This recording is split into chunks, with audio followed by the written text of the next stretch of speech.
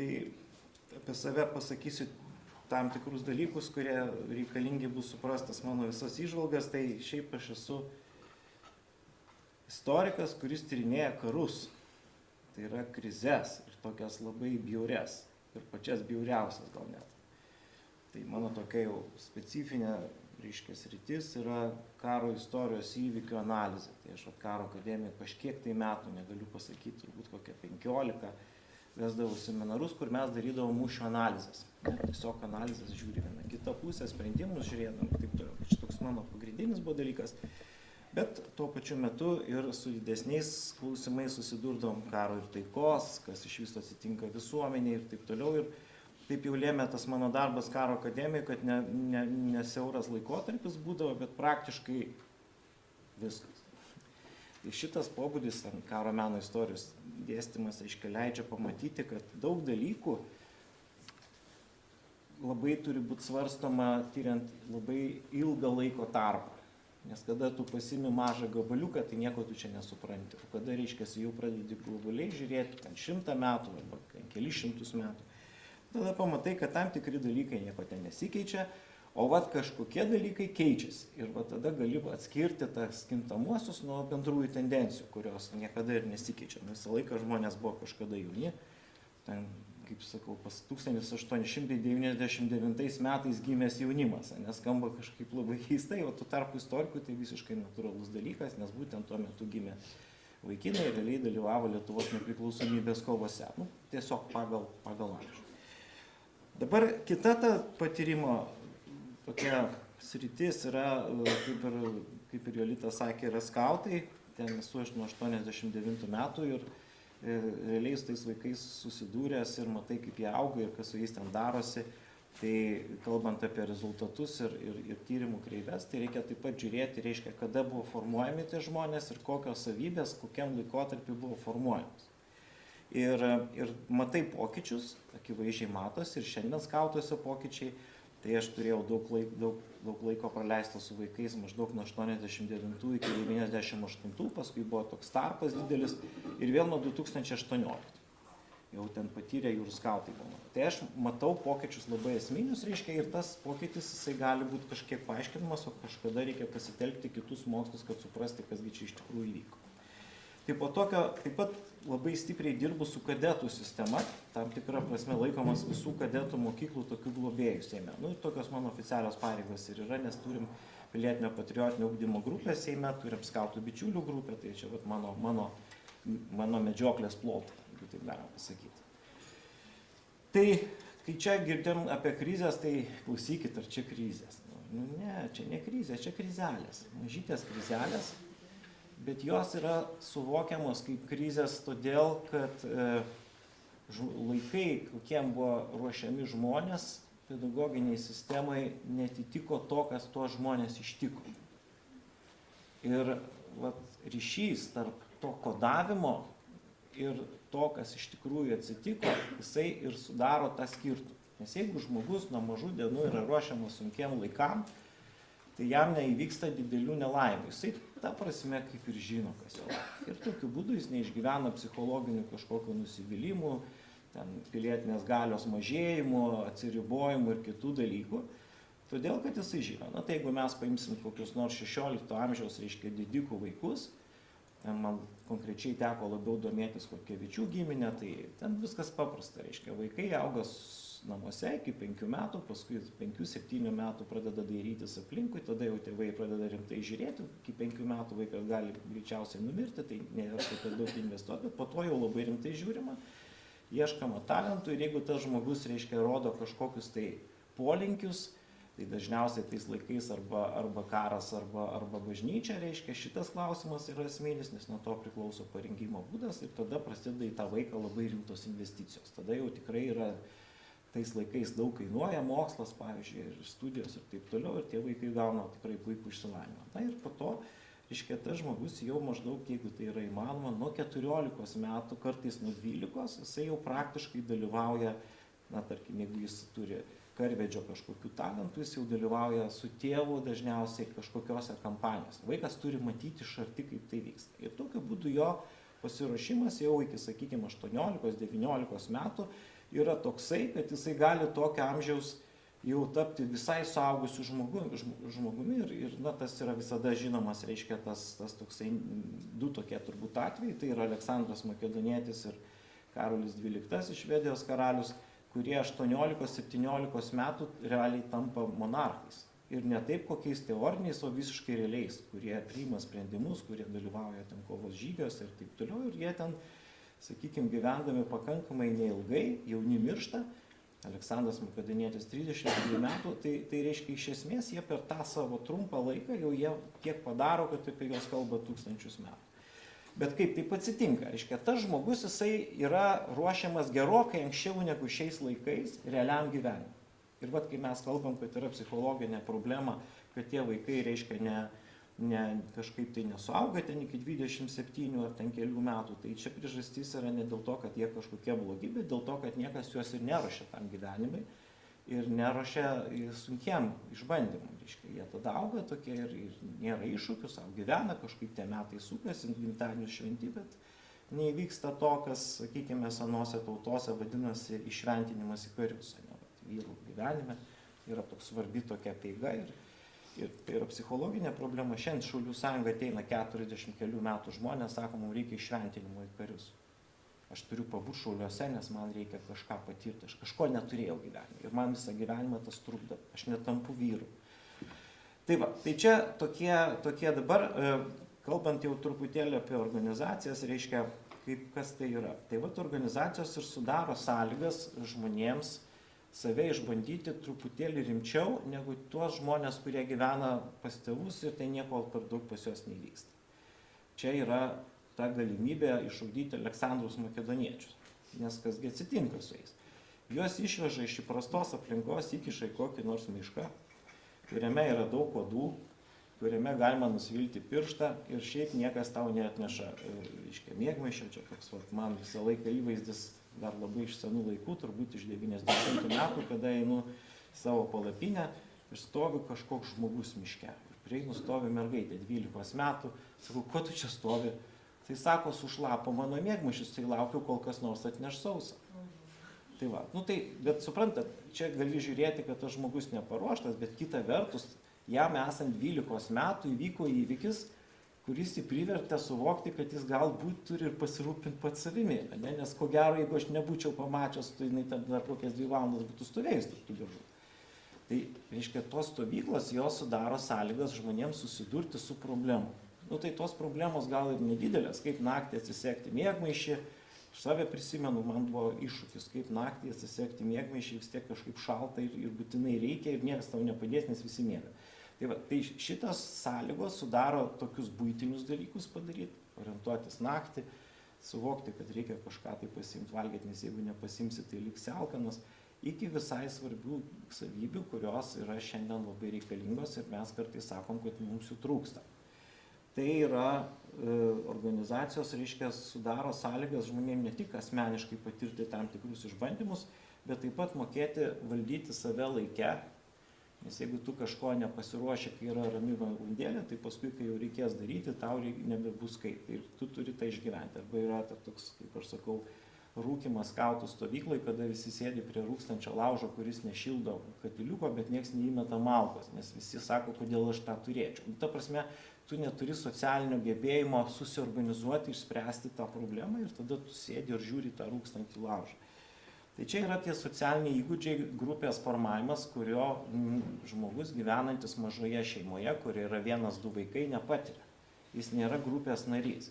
Skautas yra vadinamosios skiltis, tai yra tokia maža grupė žmonių, ten 5, 7, 8 žmonės, kurie, reiškia, turi spręsti problemas kartu. Ir jie yra bendramžiai, nėra vyresni.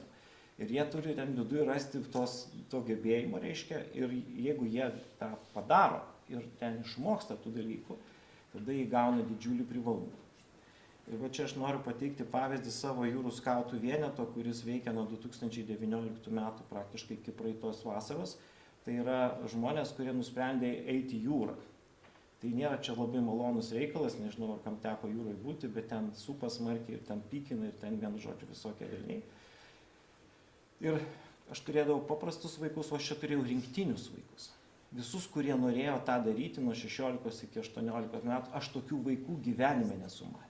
Jūs neįsivaizduojat, kas tai yra 17-18 metų žmonės, kurie jau buvę 7 stovyklose, ėjo 4 pareigas, jau ten patys darė stovyklas, tai ten yra tokie vaikai, kur vadovui nereikia nieko jau ten prižiūrėti, jam tik tai reikia gairias pateikti, nes jiems reikia vado, kuris juos įvertintų ir kuris parodytų kryptį. Visą kitą jie patys pasidaro. Tai va, kas yra organizacija. Ir kada tokie žmonės, jie paskui jau išeina, nes tie vaikai užaugo, jau per tą laiką užima įvairias pareigas, tai jie tiesiog graibstomi visuomenės, kadangi jie sugeba bet kokioj situacijai suorganizuoti visuomenę. Jie yra tie organizatoriai, jie imasi iniciatyvos, jie nesėdi šalia, bet reiškia, jie sako, žiūrėkit, tai gal ką nors daroma, arba ten paskiria 3 žmonės atsakingus už kažkokias rytis, įveda kažkokią suteikia kryptį. Tai šitos organizacijos, jos suformuoja tas reikalingus gebėjimus, kurie ypatingai svarbus demokratiniai visuomeniai, kur yra labai daug lyderių pozicijų. Diktatūra yra paprasčiau, ten yra kažkiek tai tų vadų, reiškia, visi kiti vykdytojai ir jie taip gali gyventi. O čiagi ne, čiagi gaunasi labai daug tų tokių, reiškia, centrinių veikėjų. Ir tada tie visuomeniniai įgūdžiai, jie labai yra reikalingi tam, kad žmonės galėtų kažką tai padaryti. Nes krizės sąlygom, tai to ir reikia. Tokių, kaip sakyt, kristalas atsiranda ne dėl to, kad yra įpilamas į formą, o dėl to, kad kristalas pats iš savęs formuojasi ten, kur jisai darytųsi. Tai štai tos visuomeninės organizacijos krizės sąlygom jos gerai tvarkosi ir tiesą sakant, jos taip padarytos, kad jos tokias nepatogias sąlygas sukurtų jau jaunam amžiui. Žmogus, reiškia, nuo 12, nuo 14 metų jis jau ten susiduria su tais išbandymais. Ir jeigu tie išbandymai yra tinkamo dydžio ir tinkamos formos, tai jie gauna savo geriausias sąlygas vystytis ir tada jų akis žiba. O tas akių žibėjimas, tų skautų, murzinų, reiškia, suėstų tenai uodų, reiškia, ir taip toliau yra labai ypatingas daiktas ir tą pastebi tada, kada išvažiuoji iš stovyklos namo ir nueini į kokią nors kavinę pavalgyti ir tu pamatai kitą visuomenę, kuri beviltiškai atrodo, pagal tą aplinką, kurioje tik buvai. Už tai, kad tenai nieks nebesikeikia, toje vietoje žmonės viens kitam padeda, reiškia, tokia gerovės pasaulis. Ir vaikams toks gerovės pasaulis, kur dar pilna paslapčių, išbandymų, visokių durnyščių, nuovargių ir galimybių save išbandyti, savo ribas nusibrėžti, savo talentus atrasti, tai yra kažkas tokio. Ir tas labai gerai jos veikia ir jie iš tikrųjų tada ir išeina tokie. Tai čia, ką aš kalbu, čia nėra kokia nors labai didelė naujovė ir visuomenės yra senai pastebėjusios šitą savybę ir dėl to valstybės paprastai palaiko jaunimo organizacijas ir net ne šiaip sau palaiko, o labai palaiko, nes reikia paskui tų lyderių, kad kas nors ateiktų. Tai Jungtinėse Amerikos valstijose, čia mano statistika yra jau pasenus, kaip yra šiek tiek, bet reiškia, ten yra maždaug iki 8-9% jaunimo tose organizacijose, nesvarbu kokiose, pabūna. Ir įgauna tos įgūdžius. Ir paskui, kaip yra padarytas tyrimas, tai reiškia, jeigu pažiūrėti į JAV kongresą, tai jūs rasite, kad ten maždaug 95% žmonių yra buvę kokiose tai organizacijose. Nes jie įgavo reikalingus įgūdžius, reiškia, ir jie natūraliai paskui tam elite atsiranda. Ten be jokio ten atrankos kriterijų, tiesiog savaime. Ir tas duoda tokį suvokimą, kam tu reikia. Lietuvoje taip neatsitiko, reiškia, Lietuva vis dar nesupranta, kam reikalingos jaunimo organizacijos arba kam reikalingos, sakykime, gerai organizuotos organizacijos, nes organizacijų yra visokių. Ir aš kadangi esu keliautojų klubo ir steigėjas ir aktyvus dalyvis, tai žinau, kad kas tai yra keliautojų klubas, tai yra iš esmės žmonės, kurie kartu patiria labai daug įvairių įdomių ir gerų emocijų, reiškia, bet jie nėra ilgalaikė organizacija, jinai yra pagrįsta nauda kažkokiu, reiškia. O jaunimo organizacijos didelės, tokios kaip šauliai, skautai, ateitininkai arba dar yra ir kitos, tai jie, reiškia, jie jau turi tam tikras metodikas, sistemas ir tos organizacijos daro tokį reikšmingą poveikį visuomenei, jau ne kažkokį. Tai realiai dėl to visos pasaulio valstybės remia skautus kaip pavyzdys, tarptautinė organizacija arba kažkokią savo tradicinės organizacijos, kurios yra labai reikalingos, nes reikia tokių žmonių. Nes mes labai kartais suprantam keistai demokratiją. Reiškia, demokratija yra suvokiama, kad visi gali pabalsuoti. Tai dabar pabalsavom už Nemuno aušrą normaliai, ir kas čia mes labai paaugom. Ne tame esmė. Pasirodo, reiškia, to neužtenka. Demokratija yra tiesiog būdas sužinoti žmonių nuomonę ir tokiu būdu visuomenė teikia kažkokią, reiškia, labai rimtą paramą. Bet jeigu nėra tų demokratijos lyderių rengimo sistemos, tai tas nieko neduos, nes Adolfą Hitlerį išrinko rinkimų būdu Vokietija, sutyręs šitą klausimą, reiškia. Ta prasme, jis laimėjo rinkimus. Jis demokratiškai išrinktas lyderis yra. Ir kada tas, aišku, niekad neakcentuojama, reiškia, bet tai to neužtenka, jeigu nėra tam tikro kilmingųjų rengimo, kuris ugdo, reiškia, tokios aristokratus, tai yra žmonės, kurie sudaro nedidelį procentą, bet jie suteikia visai visuomeniai tam tikro stabilumo ir tam tikro vertybinio. Jeigu neveikia vienuolynai, jeigu neveikia, reiškia, dar kažkokios kitos tokios organizacijos, tai ta demokratija išsigimsta pati iš savęs, nereikia net jos griauti iš išorės. Tai reiškia, tų lyderių ugdymas, va tokiuose, ypatingai aš pabrėšiu 12-16 metų, bet aišku geriau iki 18-19, jis iš esmės užtikrina demokratijos gyvavimą. Nes vaikai išbando, pavyzdžiui, rinkti reikia, tave paskiria pareigo, tu turi atsakomybę. Tu atsakomybę turi ne dėl to, kad tu vyresnis, bet dėl to, kad tiesiog tave išrinko tavo draugai, pasitikėjo ir tu turi ten kažkaip tai ten ne tik savim pasirūpinti, bet dar ir tais, kurie stovi miške, bet su to šlapiu miegmaišiu. Ir atsiranda dar daug visokių dalykų, nes seniau reiškia, nes kyla klausimas, kodėl visuomeninės organizacijos labai aiškiai susiformuoja 19 amžiaus pabaigoje, 20 amžiuje. Todėl, kad, reiškia, nebėra tėvų, nebėra tradicinės sistemos, nebėra tradicinio kaimo, kuriame tas viskas darėsi, reiškia, nes tie vaikai sudarė tam tikrą armiją, kurie ten viduj virtavo, reiškia, ir čia jau reikalingos kryptingos pastangos, to labiau mieste. Nebėra tos didžiosios šeimos, kaip Lietuvoje, ten, kur 4 generacijos gyvena po vienu stogu, reiškia, ir tada būtinai tą turi daryti, nes jeigu tu to nedarai, nepasieki rezultatą.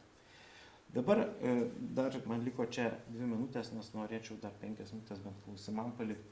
Reiškia, kas dar yra pastebima, kad mes kartais nesuprantam atsakomybės vaikų neįdėti sunkias sąlygas. Čia yra jau šeimos reikalas. Negalima reikia viską už jį padaryti, kad tik tai jam būtų mažiau problemų. Tai yra pats blogiausias kelias. Juos kaip tik reikia statyti į problemas, liepti jam ką nors daryti, nes gyvenimas jis tada ateina pasirengęs į gyvenimą. Jeigu jisai iki pat 27 metų vis dar sėdi ten pat, reiškia, tai jisai ir toks amžinas vaikas užauga. Tai ir vaikam nepatinka. Kodėl, pavyzdžiui, su mažiukais į žygį, jeigu eini. Taigi mažiukam baisiausias dalykas eiti lygioj vietoj, kur nieko nevyksta vienodų tempų. Tai mirtis, jisai jau krenta, viskas jisai jau. O jeigu, pavyzdžiui, eini ten kažkokie, tai pavyzdys, 42 km žygis, dėl to, kad vadovai ne ten nuėjo, čia toks konkretus pavyzdys, reiškia, ir jau einam, vadovai nepaeina, kojos nutrintos, o mažiukai, reiškia, kurie čia tik mirė, staiga kažkas sako, žemagės, ir tai bėgte į kalną, po 40 km žygą. Pas juos, jam turi būti gyvybė, iššūkiai, įdomu, kažkas juos turi persekiot, kažko jam turi trūkti, tada jie ugdosi, suprantat, reiškia, tie vaikai turi didžiulį norą ugdytis ir va šitą, jeigu išnaudoja didžiulį norą ugdytis, tai tie vaikai ten gali kosmosą padaryti ir jiem ten kuo daugiau iššūkių ir dar tai jūs žinot, vaikai turi tą vaizduotę, tu jiem ten papasakok vakare kažkokį jau jie ten matys visur ir ten velnius ir baubus ir kitus dalykus ir vaikam tada ir jie va tam amžiui, tarp 12-14 metų, jie nusistato savo tam tikras idėjas gyvenime. Ir po to ant jų viskas auga. Bet jeigu tu to nepadarai, jisai užauga ir nematęs to. Ir jam atrodo, kad kažkaip. Tai va, tai čia yra tų visuomeninių organizacijų, reiškia, įtaka ir tada žmonės niekada nereikia ruošti geriam laikam, reikia sakyti, kad bus visai.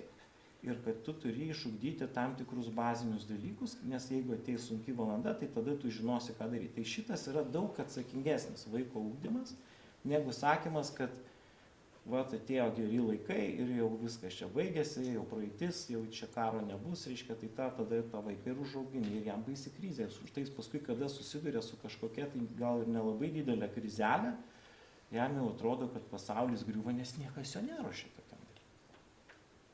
O kada tu ten, reiškia, žinai, kad galbūt bus blogai. Nes istorikai, pavyzdžiui, mato, kad maždaug kas 30 metų ateina krizės.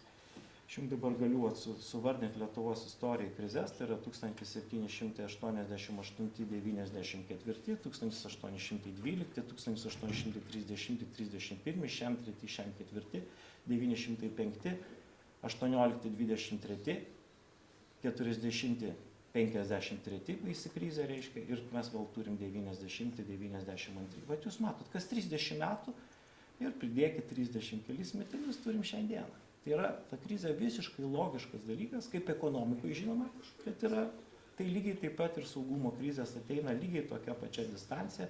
Tai reiškia, mes neturim tokios prabangos ruošti žmonių lengviem laikam ir sakyti, kad jūs greičiausiai mirsit, bet yra nedidelė galimybė jums išgyventi. Ir vaikams patinka tokia kalba, nes jie tada supranta, kad čia reikalas rimtas.